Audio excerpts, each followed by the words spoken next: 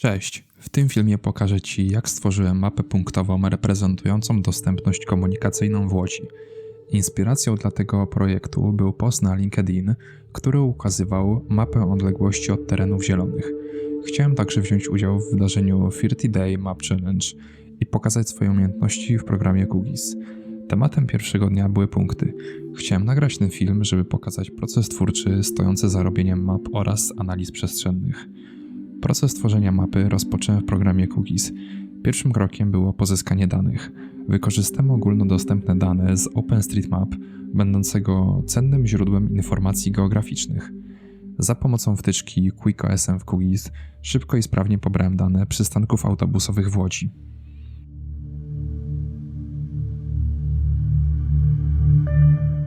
Następnie skupiłem się na przetworzeniu danych. W celu wizualizacji dostępności przestrzennej wygenerowałem regularną siatkę punktową pokrywającą obszar administracyjny Łodzi.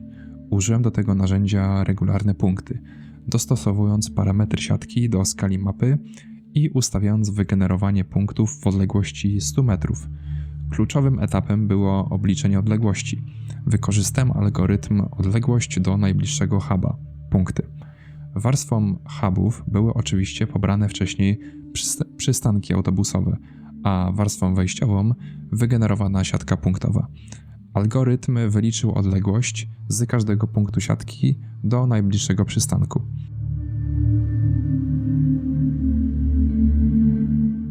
Ostatnim etapem była wizualizacja. W programie QGIS na warstwę z obliczonymi odległościami nałożyłem stylizację opartą o gradient kolorystyczny. Zastosowałem symbologię stopniowaną, gdzie kolor punktu koduje wartość odległości. Punkty bliższe przystankom są intensywniejsze w barwach czerwonych, a te bardziej oddalone w kolorach ciemnoszarych. Każdy punkt wyskalowałem w symbolizacji warstwy, by miał 100 rzeczywistych metrów. W ten sposób koła stykają się ze sobą. Dla czytelności mapy dostosowałem rozmiar i symbolikę punktów. Finalnie w kompozycji wydruku mapa została uzupełniona o elementy kartograficzne, takie jak legenda, skala liniowa, strzałka północy oraz opis.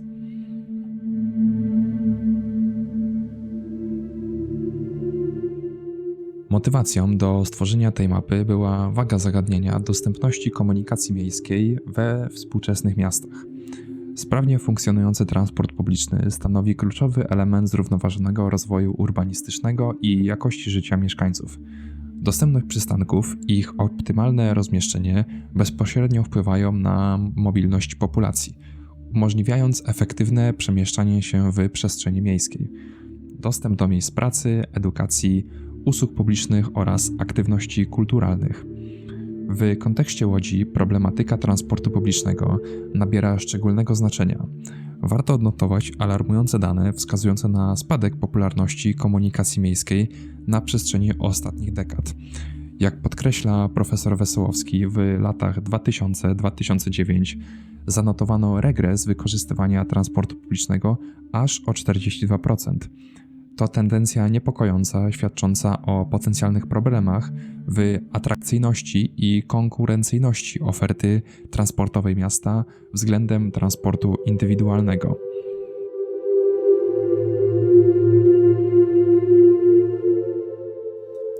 Mapa, którą stworzyłem, stanowi wizualizację poziomu dostępności komunikacji miejskiej w Łodzi z perspektywy odległości od przystanków autobusowych.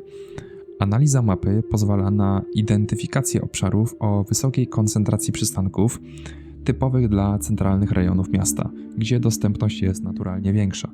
Jednocześnie uwidocznione zostają obszary peryferyjne, gdzie sieć przystanków jest rzadsza, co potencjalnie może generować utrudnienia w codziennej mobilności mieszkańców tych rejonów.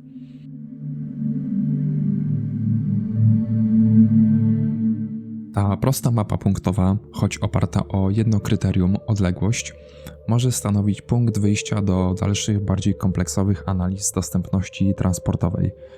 Może być ona wykorzystana jako narzędzie wspomagające procesy planistyczne, pomagając w identyfikacji miejsc wymagających interwencji w zakresie rozbudowy sieci komunikacji miejskiej, optymalizacji lokalizacji przystanków czy integracji różnych środków transportu.